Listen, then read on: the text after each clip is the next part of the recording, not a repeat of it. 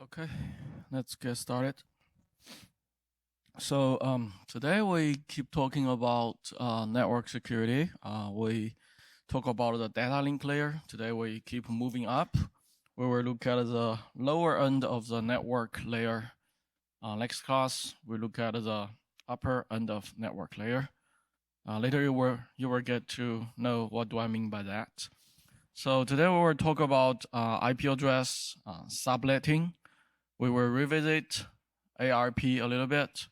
We discuss how a router works and the security implications of that. So just to remind you, what is the network layer? So using the postal liturgy, so the network layer is kind of like the postal center that sort letters by zip code, then route different piece of letters to closer postal centers, closer to the destination. So that is the role of the network layer. And we already look at this protocol tree or graph. So the dominating protocol we are using in the TCP IP in the internet at the network layer, we are using IP protocol or either IPv4 or IPv6. There are several protocols at the same layer to help the IP protocol. So ARP is one of them, ICMP is one of them, but actually the protocol to transmit data is called the IP. And we're not really using any other protocols at this layer anymore. This is a dominating protocol. So this is what the IP protocol, the header, look like. So for any package, it has a data link layer. Then after data link layer header, we have the IP layer header. And this is what the IP header look like. So right now we have two versions of IP protocol, v4 and v6. v6 has been standardized almost 30 years ago, but still we're still using IPv4. So the IPv4 header looks like this. First we have a version number, and this version number can tell us this is IPv4 or IPv6.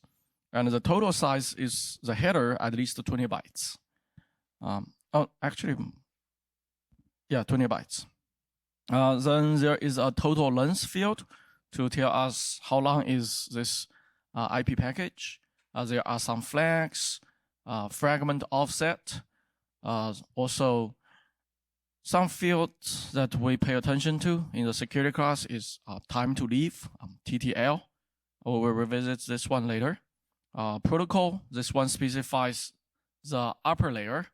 What is the protocol of the upper layer? For example, the upper layer, which is the transport layer, we are using TCP or we are using UDP or other protocols, it's specified here. Then there is a header checksum. Then there is a source address and destination address. So both those addresses, we just use IP address. So for IPv4, the source and destination IP address are just the 4 bytes. So a problem with IPv4 is the IP address is just the 4 bytes. So same like our old 32-bit computers, our memory only has the memory address only has 4 bytes, which is 32 bits. That is 4 billion devices. But right now we believe there are actually more IoT devices connected to the internet. Of course, not every IoT device, they have a unique IP address. Some of them, most of them only have a private address. They don't have a public address. That's why we can still use IPv4. But if we want to give every IoT device a unique public IP address, then we just simply do not have enough address there. That's one of the major motivation behind IPv6. So with IPv6, every device, they can have a public IP address. We don't need a network address translation anymore. We don't need to put them in a private network anymore. However, IPv6 is not backward compatible with IPv4. Many issues there. That's why even after 30 years, we are still using IPv4. So what is an IP address? It's basically a unique global address for a network interface. However, it's not a physical address. A network interface has a physical address. That's the MAC address we discussed last class. That's a data link layer address. The IP address is a logical address. You can change that IP address. Someone can assign that IP address. That address is not fixed at the manufacturing. There are also many private IP addresses. The IPv4, the IP address is just 32 bit long, and the IP address encodes two parts. The most significant part is called the network number or network prefix. Then the least significant bits, they are called the host numbers. Usually, we say IP addresses using the dotted decimal notation. So basically, we saw 4 decimal numbers, and each decimal number is from 0 to 255. That maps to 1 byte.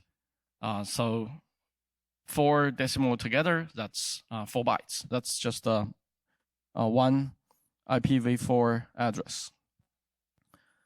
So the network prefix identifies a network, the most significant bits of the IP address, and the host numbers identify a specific host. In this case, a specific host, we mean a specific network interface, because your computer may have several, your host, a computer, laptop, or phone. It may have multiple network interfaces. And if they have the ability to talk to the internet, each of them have their own IP address. So if we only look at an IP address like this, 4 bytes, there is no way for us to tell how long is the network prefix part, how long is the host number parts. There used to be an approach called the class-based addressing to predefine how long is the network prefix part, how long is the host number parts. For example, there were several classes. Class A, there are more than 3 classes, I believe, if I remember correctly. We're not really using this that often anymore. So let's say in class A, the first bit of the address, the most significant bit of address is actually 0, and the network prefix is 8 bits in total, which means the host number has 24 bits. So for those IP addresses, they are fixed. If you say the first bit of the address is 0, then you know that that's a big network. When I say big network, means there are a lot of hosts in that network. Then there are class B addresses. The most significant 2 bits are 1 and 0. Then the next 6 bits are the network IDs. So that was an old way of classify different IP addresses and predetermine the size of network prefix. The new way to do this is called the classless. So we don't talk about the class anymore. We don't divide them into class A, B, C. Instead, we just use a new notation to specify the IP address and also the length of the network prefix. So this is the format we use now. We have the 32 bits of the IP address, then a slash, then a number, a decimal number after that. And this decimal number tells us how many bits are used in this IP address are used for the network part, network prefix. For example, if we have an IP address /27, that means out of that 32 bits, we use 27 bits for the network prefix, which leaves us another 5 bits for the host numbers, which means this is a small network, only 5 bits. We can only specify at most 32 hosts. Actually, we cannot specify all 32 hosts because the last address will be used as a broadcast address. So it will be 31 hosts, something like that. So if we have if the network prefix is smaller, then obviously the host number will have more bits. Then the network is larger. Then there can be more hosts in that network. We reserve several IP addresses for private addresses. So they are not public addresses. Those are the addresses we use in a private network. For example, right now, everyone have a laptop, and you are in the UB network.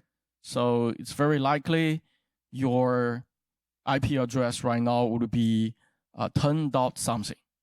So it's a private address inside the big UB network. Actually, we can try. I think I didn't try this before. Let's say what would be my IP address. So I would do a ifconfig. Oh, I don't have ifconfig here. What other command can I use? No, I don't have ipconfig. I'm using Linux, so just IP. Oh, okay. So IP A EA, like a lowercase or lowercase a. That's it. Oh, okay. So yeah, you can see that. So the IP address I have here is a $10 something, which is a private IP address. Means I'm in the UB network, and the UB network gave me a private IP address. Of course, I also have a IPv6 address. You can see it's much bigger, much longer. This one is an IPv4 address. It has those 4 decimal numbers and also the network prefix size, in this case 19 there.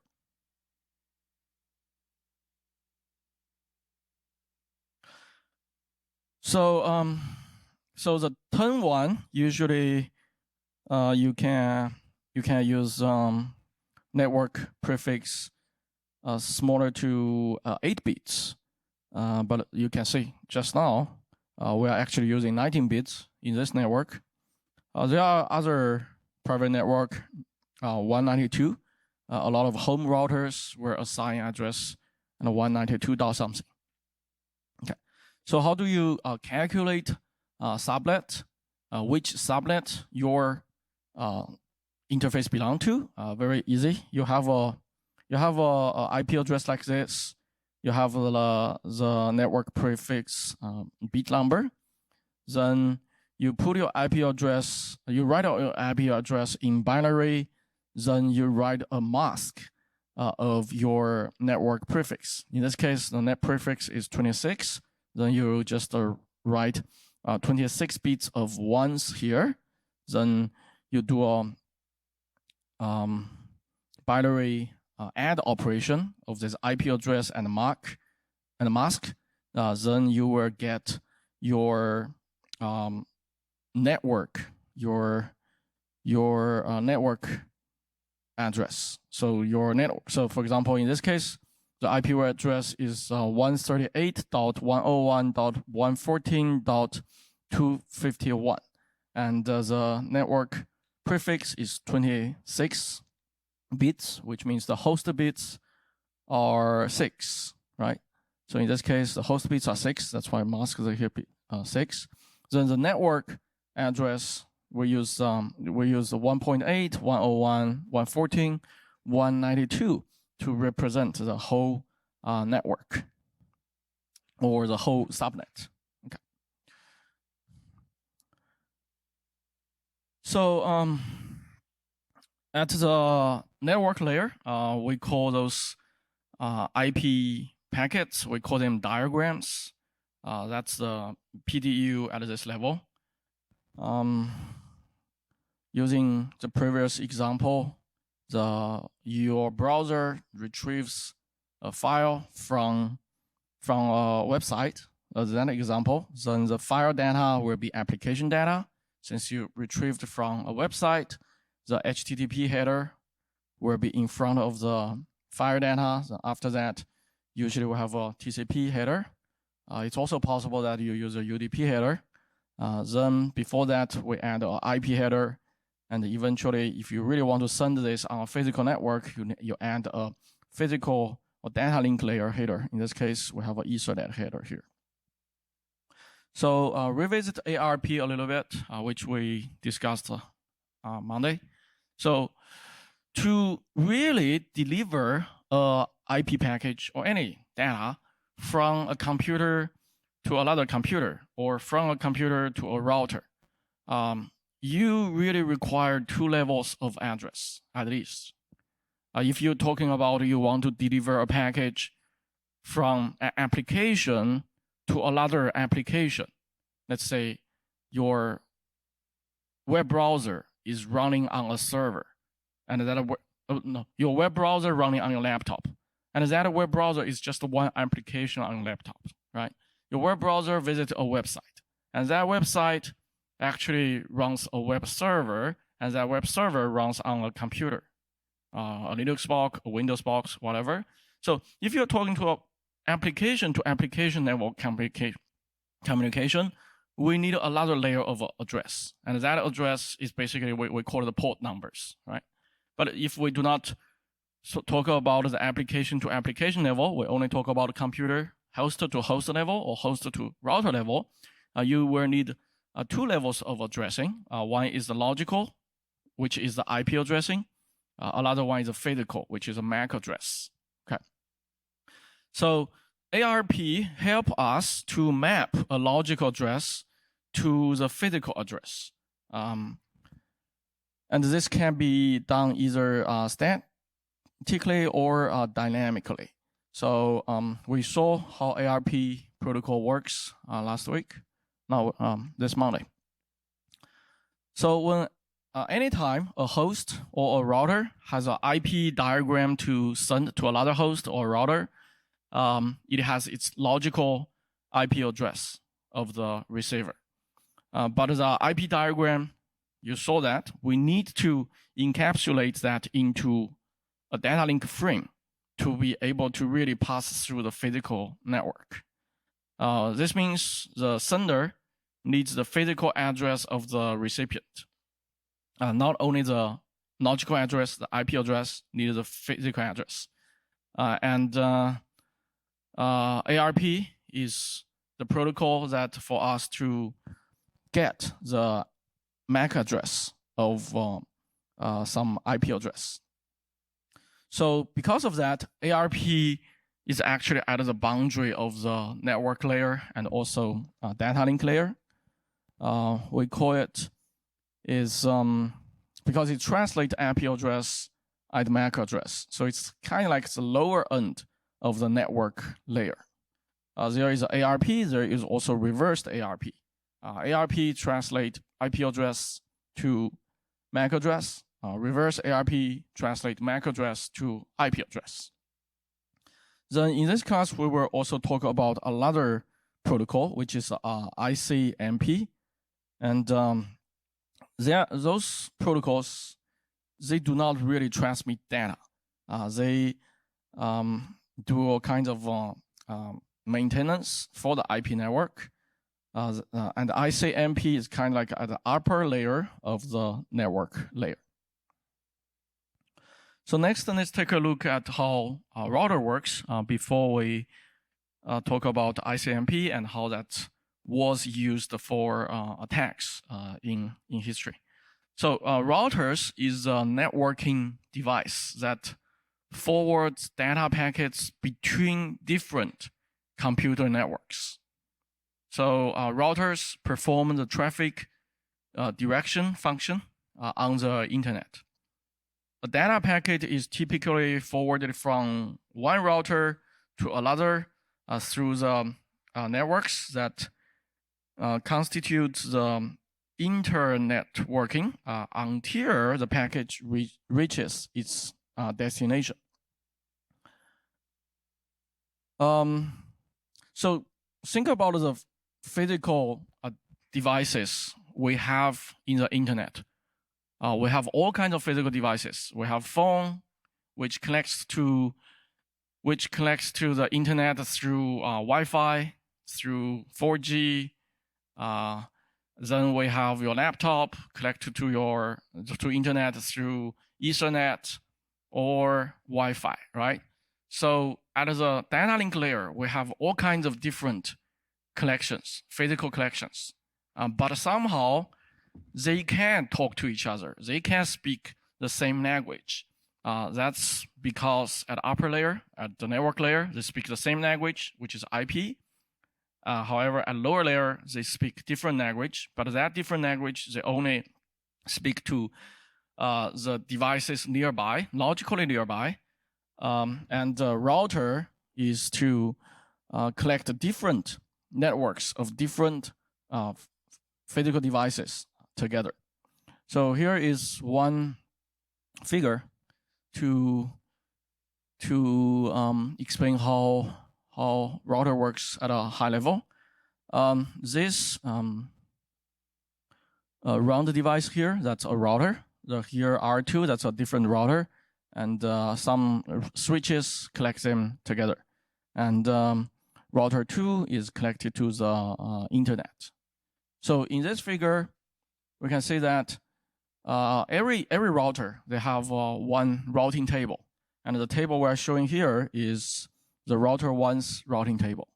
So this router 1 has many physical ports. Those physical ports can connect to different networks. So this port in router 1 connect to another private network, and that private network has an IP address 192.168.1.0, and the network prefix is 24 bits. Then another port, it connects to, that's weird. Let me just, how do I? So, and this port itself, it has an IP address. Here you can see that its IP address is .1, which means this port has IP address 192.168.1.1. That's its IP address. The other port the router has also has an IP address. However, this one would be 10.1.1.1. Okay, so you can see the router has two ports. Each port is connected to a different network. Everything in that network have a different IP address. So if this router, or let's say, here we have a host, a computer in this network. That computer wants to talk to internet. So that computer has to send the package to the router. And the router will check the destination address, the destination IP address of that package. If that destination address doesn't match any of the top four, because the top four, all addresses here are private network, somehow connected to the router. If not, it belongs to the last entry, which means it's probably, let's say, maybe a public IP address. If it's a public IP address, then the router knows, oh, I should forward this package to the IP address 10.1.1.2, which is the IP address of the second router. So this router doesn't have a global view of the internet, right? It only has a routing table. With a package, the routing, it knows where I should forward this package to. When it receives the message, it will, from this network, it will forward to this port. Then this router will have its own routing table and decide maybe I should then send this to internet. Let's say if this the host here in this network wants to send a packet to this network, which has a different IP address, which is 192.192.2.0. Okay, I want to send a package from here to here. It will also first send this package to the router, and the router checks its own routing table. It finds out, oh, it matches the third entry in my routing table, and I should forward this to 10.1.1.2, which is still this router. Okay. Then when the package reaches this router, it will decide I will forward to this physical port or this physical port. So that is at a high level how router works with routing tables. Let's see a little bit more examples.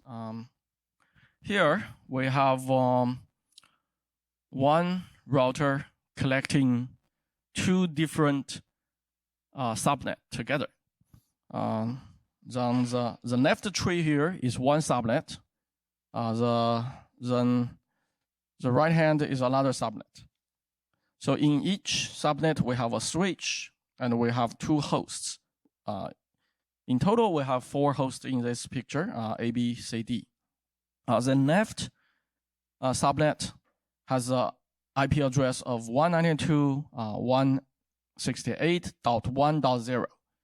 The network prefix is 24 bits, which means the higher, the most significant 3 decimal numbers, those are the network ID. And you can say the second network will have .2. Okay, so there are 2 different networks. So let's say in this scenario, the host A wants to talk with host B. And host A has the IP address 1.1. Host B has an address 1.2.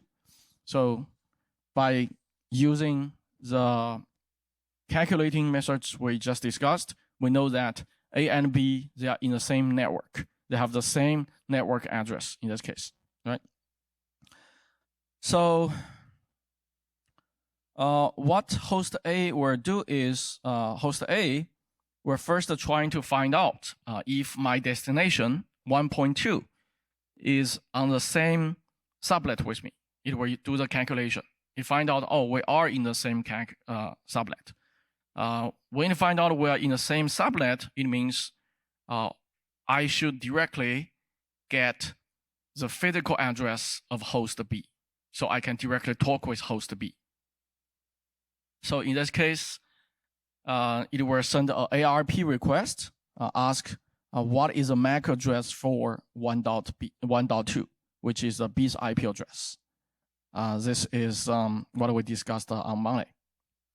So after that, it will construct the correct source, destination, MAC address, and IP address, so the package can be sent from A to B. Okay. What if the host A wants to talk to host C in this case? So host C has an IP address 2.1. So host A calculate whether 2.1 is in his subnet. Obviously, they're not, right? So in this case, then host A will know that host C is not in my subnet. Even if, so there is no need for me to find its physical address. I'm not going to directly talk with host C using physical address. Instead, I will talk to my gateway. So in this case, host A already knows that its gateway is this router. The router has many ports. One of the ports is in the same network as A. And that, let's say that port has the IP address 1.254. Okay, so that will be the gateway's address for this whole network. Then host A will ask, what is the MAC address for this gateway? What is the MAC address for 1.254? Then a switch will send that message to everyone, and the router picks it up. And the router will say, okay, that's my port, and my port's MAC address is 1, something like this, okay? Then host A will construct a frame to construct the data he wants to send to C. However, it doesn't have C's physical address, right? It has C's IP address. It doesn't have C's physical address. However, it has the gateway's physical address. So the package A construct will look like this. The source MAC address will be A's MAC address. The destination MAC address will be the gateway's MAC address instead of C's MAC address. The source IP will be A's IP. The destination IP will be C's IP. So because we construct the message this way, this message will be the whole thing from the data link header to the application level. This package will be delivered to the router, right? The router will check what is the destination IP address. The router will say, oh, the destination IP address is 2.1. It means it's in another network. According to my routing table, I know I'm supposed to forward this message to my other physical port. Okay. Then the router will ask, in this subnet, the right-hand subnet, in this physical network, which host has the IP address of 2.1? Because the router knows I'm sending the package to 2.1, but I don't know the physical address of 2.1. So the router tries to learn the physical address so the router can actually construct the data link level package and send it. So the router will send another ARP message, broadcast to the whole network here, and the C picks it up. 2.1 is my IP address, and my MAC address is OC. Then the router will rewrite the package it received from A. It will only rewrite the data link header. Everything after that stays the same. So it's faithful to send out the original message, but the data link layer header has been changed. In this case, the source MAC address will be the router's another physical port, which have a MAC address 2, and the target will have the MAC address OC here. Then the source IP address and the destination IP address will still be 1.1 or 2.1. Okay.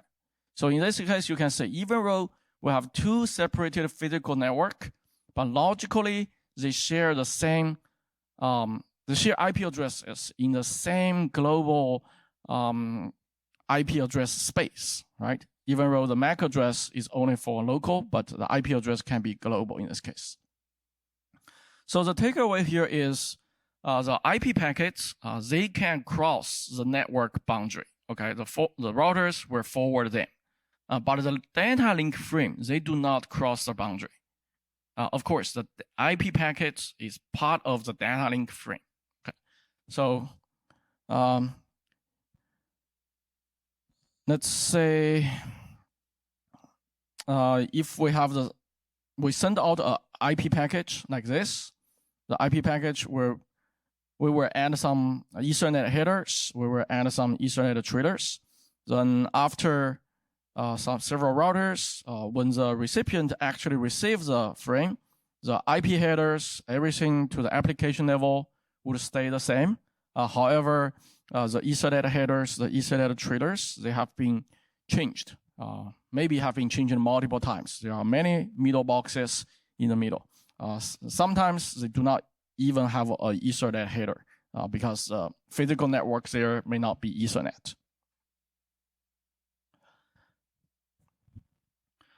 So next we talk about some other protocols at the IP layer. The protocol we are interested in is called the Internet Control Message Protocol, the ICMP protocol. This protocol is used by network devices like routers to send out error messages, and also routers can communicate using this protocol. Of course, there are other protocols between routers like BGP, but we do not discuss that in this class. Which actually is a very interesting thing because there has been a lot of attacks on BGP in the last decade. Anyway, so for IP addresses like other addresses, we can do unicast, which means we send one package from one host to another host. We can also do broadcast, which means we send a package from one host to everyone in the network. Then for every network, there is a broadcast address, which usually is the last address in that subnet. That's a broadcast address.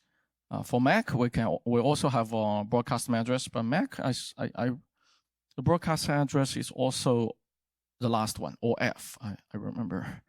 Okay, so we already look at this IP packet or IP diagram header format. There is a field to specify what is the transport layer protocol, which basically shows I'm a IP package.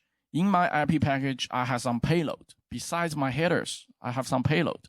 So this field tells us what are those payloads. The payloads could be ICMP package, could be TCP package, UDP package, or other protocols. Today we mainly talk about the ICMP packets. Then there is another field which is related to security is the time to leave field. It's only 1 byte, which means it can only be the number can be as big as 255, or the TTL field. How do we use this field? Basically, this field ensures that an IP package will eventually be dropped. It will not stay in the network forever. Let's say we construct a network like this. We have 3 routers connected to each other. There may be some routing table errors. When a computer connected to router 1 wants to send a package to network 10, router 1 will forward that to router 2. And router 2 has this routing table with wrong information. And when router 2 receives that package, it will say, I will forward this message to router 3. And the router 3 has a wrong routing table and forward that to router 1. So we somehow construct a loop there. So if someone create a package in this network and we want to say, well, I want to send the package to network 10, then all the routers will keep forwarding this package to another router, right? Forever. So that will eventually bring down the network.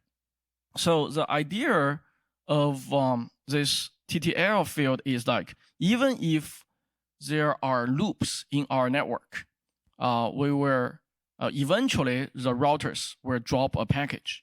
And that is specified by this time to leave field. Let's say if the sender sent the time to leave field of the package to 64, each time that package reach a router, the router will decrement that value before by 1 before sending that package out. So even if there's a loop in the network, that package, after going through those 3 routers for 64 times in total, then one router will eventually drop that message. When an IP packet reaches router with TTL 0, the router knows that I'm going to drop that message. I'm not going to keep forwarding that message anymore. Also, the IP header has a header checksum. So it's kind of like a CRC checksum. This can help error checking of the header. Many packets, they have this checksum field. Even the Ethernet trader, that's a CRC field. So when a packet arrives at a router will calculate the checksum of the header and compares to the checksum field. If the value doesn't match, the router will discard this packet. So this checksum field is not designed to maintain the security goal of integrity, okay? Because anyone can calculate the checksum. This is only intended to detect unintentional modifications or network errors. If someone, attacker, intentionally modify the IP headers, then they can also calculate the checksum. There's no secret to calculate checksum. So this is different from the security goal of integrity.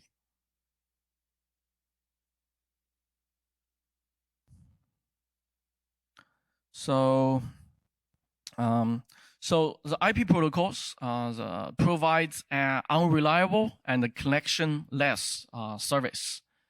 That means each IP package or IP diagram is handled independently, and the IP is not aware that that packets between hosts may be sent in a logical sequence. They don't care about sequence. So the packets, they may be delivered out of sequence. And upper layer protocol, the TCP, will solve that problem. TCP will add a sequence number there. So basically mark different packet TCP segment with a number. Then when an application receives the TCP segment or the OS receive that, we will say the sequence number and reorder the segments. But IP doesn't care about that. You can see the IP fields there. There's no sequence number field in the IP header. Also, IP protocol is not reliable. It doesn't make an attempt to recover lost packets. If packets are lost, they're just lost. But if at the TCP level, we have a sequence number, we send out the package labeled number 1 with 210. The recipient end, we received packets number 1 to number 7, but we didn't receive the packet number 8 or let's say number 5.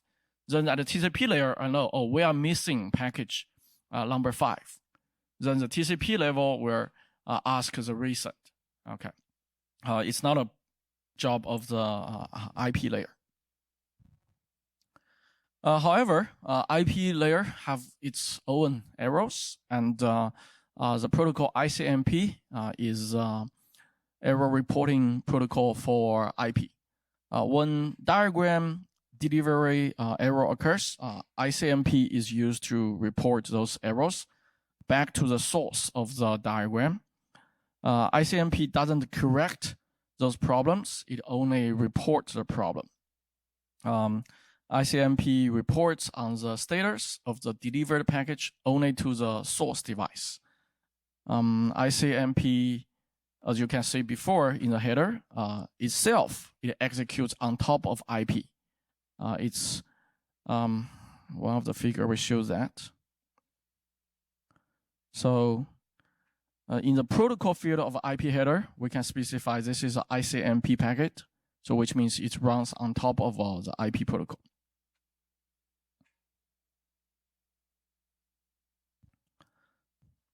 So this is what an ICMP diagram look like. It has an IP header, then it has an ICMP header, then ICMP data. So if it's a TCP segment, this part will be a TCP header instead of an ICMP header. So this is what an ICMP header look like. At the before the ICMP header, we always have the IP header, which is this is the IP header. Then we have the ICMP header, which has the type of the message and also error code. The type field indicates the type of the ICMP message. Code further specifies the some more information for this type. Let's say if there's an error that failed to send an IP package. So when host A sends an IP package to a destination host B using IP address, obviously, instead of receiving IP packet response, so maybe the package was not delivered, it could receive an ICMP type 3 message. Okay, so that's IP. The type 3 message basically tells you the destination is unreachable, and there could be further information provided using code. Either packet could not be delivered, destination network unreachable, or package could not be delivered because the destination host is unreachable. Okay, maybe the network is reachable, but the host there is not reachable. Routers will help us send basically those packets. This is used in the tool everyone has been using, which is ping. So ping is based on the ICMP protocol. Let's say host A want to check if host B is reachable. Then host A will send out a type 8 code 0 ICMP message, which is an echo request message in ICMP. So if host B receives this message, it can reply a type 0 code 0 message, which is echo reply, I am alive. So that's what happens when we do a ping. Let's say here we do a ping. We can ping google.com. So when we ping google.com, you can say we are getting replies from google.com. So there are several levels of translation for here, actually. So when we do ping google.com, so when we send an ICMP message request, this is an echo request, we're actually sending out an ICMP message, right? And ICMP message doesn't care about the URL or domain name. In this case, a domain name. It doesn't care about that. It only uses an IP address. So what happens here is first, the google.com this domain name is translated into an IP address. Then the IP address is used in the ICMP echo request message. And that package eventually reached to Google's server, and Google's server reply to my ping program that I am alive using this echo reply message. So if you want to say at the package level how it works, you can use a network sniffer like Wireshark or something like that to monitor what happens here. So most ping utilities, they send out several echo requests, as you can see just now. It will reply to me when I do ping. It's not only sending out one ICMP packet, it's actually sending out many. And some of them will come back, so we can measure the time is spent to do the round trip. And you can see here we can have the ICMP sequence number and also the TTL number, 53 in this case. Another tool built on top of this ICMP protocol is traceroute. So traceroute will give us a probable path a package takes between the source to the destination. It's probable because IP is a collection-less protocol, and different packets, they may take different passes to get to the final destination. It's possible because there are multiple paths. And when we send out many different packets, it's possible that they take different paths to eventually reach the destination. So how traceroute works is same. We can do a traceroute here. Let's do a traceroute to google.com.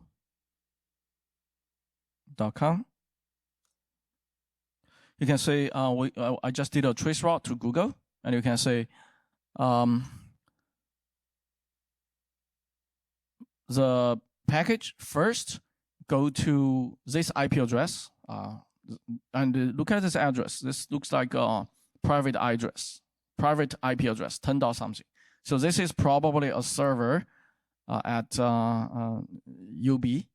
Then it goes to another router, maybe still a server at UB. The third one, this is a third server. Then looks like we are reaching at the edge of the UB network, but still at the UB network, several UB network there. Then we go to the NY ServeNet. That's probably UB's IP provider, internet providers, right? Then after that, eventually it reaches this. Eventually, this is the last router it reaches. So maybe this is the IP provider of Google. So 1E100.net. I guess that's probably the IP, at least the server we're visiting. Right now, that is the internet service provider for the Google server we are visiting. Okay, so this tool basically tells us,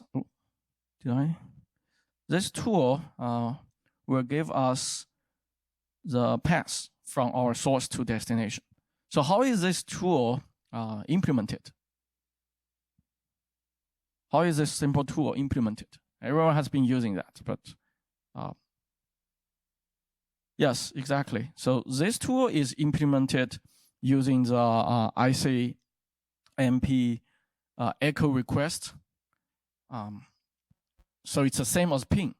The difference is it will set the time to leave field.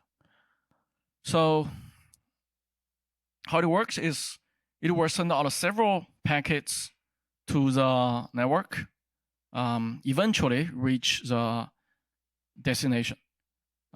This is the difference between traceroute and ping. So first, traceroute will set the time to leave field to 1. Then try to send our ICMP echo request to the destination. So when the first router receives this IP packet or ICMP packet, it will decrement this TTL to 1. Then the TTL will be 0. So the router will not forward this IP packet. Instead, this router 1, it will send a ICMP time exceeded message back to our source, which has the type 11 code 0 and has the router's IP address and the source IP address. So when the source gets that package, the source knows, oh, my next hop is the router who just replied my message, the message that time exceeded. Then this program, traceroute, will increment that TTL. Now the TTL number will be 2, right? So the traceroute will resend this message. The message first reaches router 1. Router 1 will decrement that to 1. And it's still alive. So the router will keep forwarding this message to router 2. Router 2 gets this message. Router 2 decrement TTL, which is 0. Then router 2 said, oh, I'm not going to forward this again. So he sent back an error message to the source and says, I'm router 2. This is my IP address. Your IP package exceed the time, which has a TTL 0.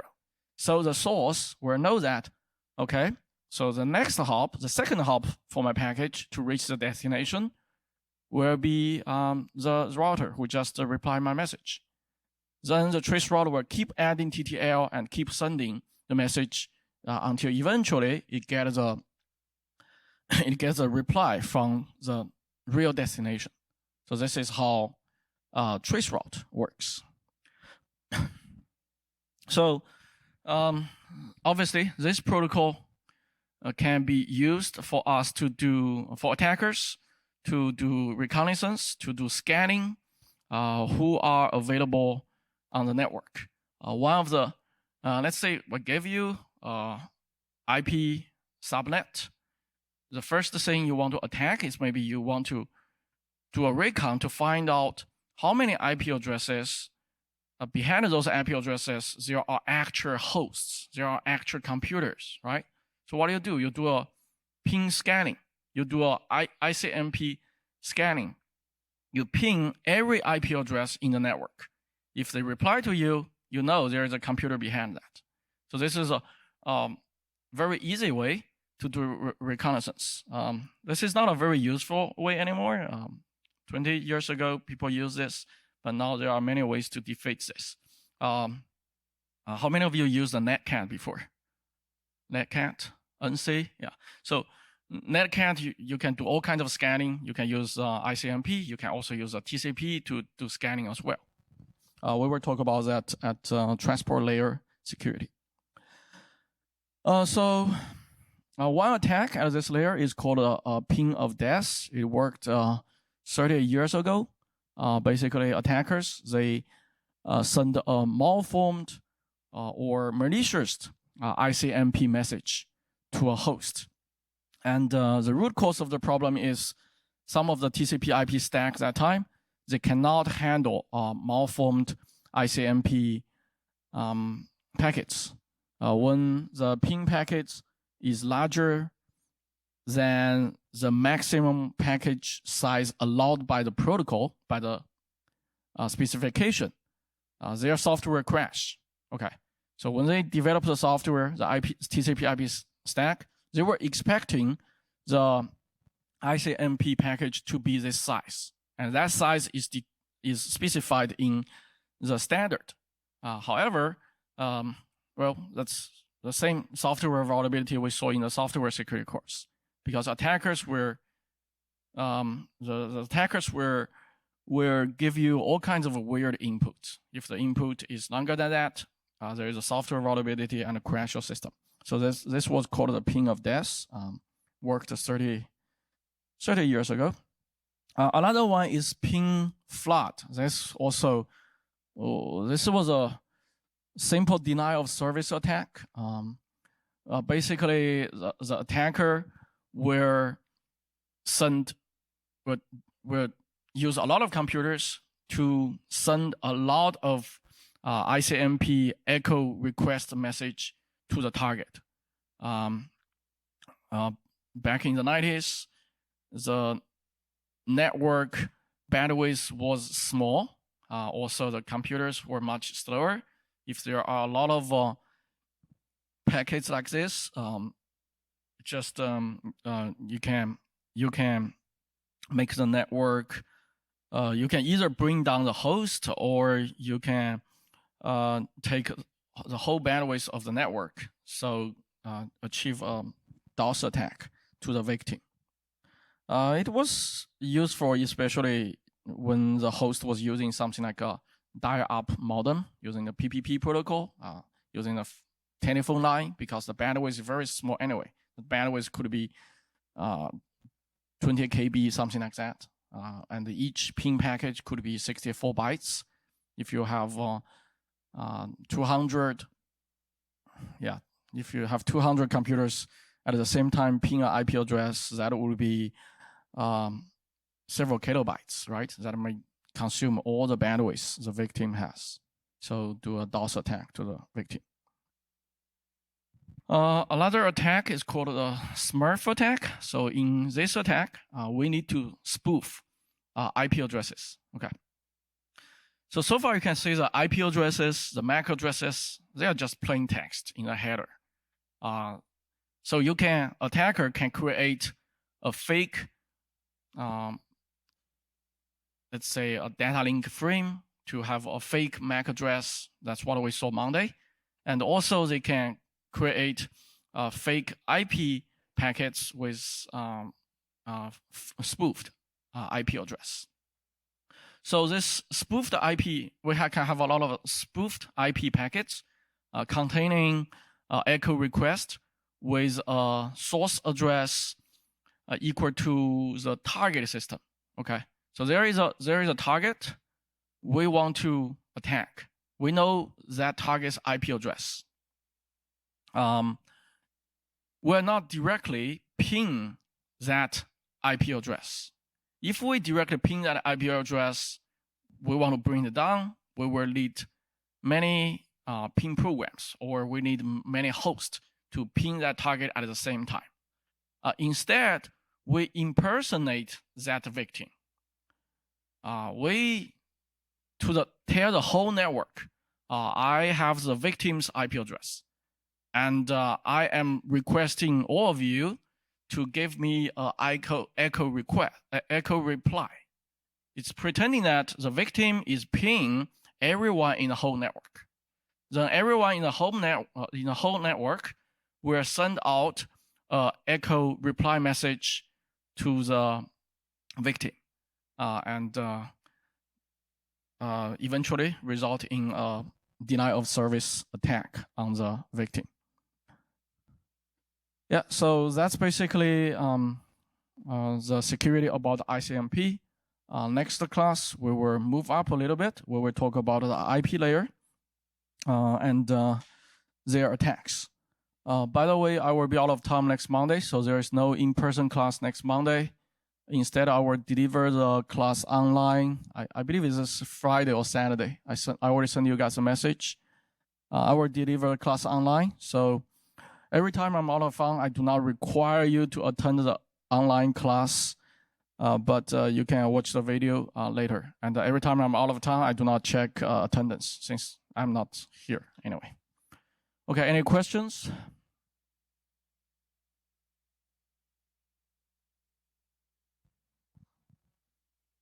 Okay, then see you guys next week.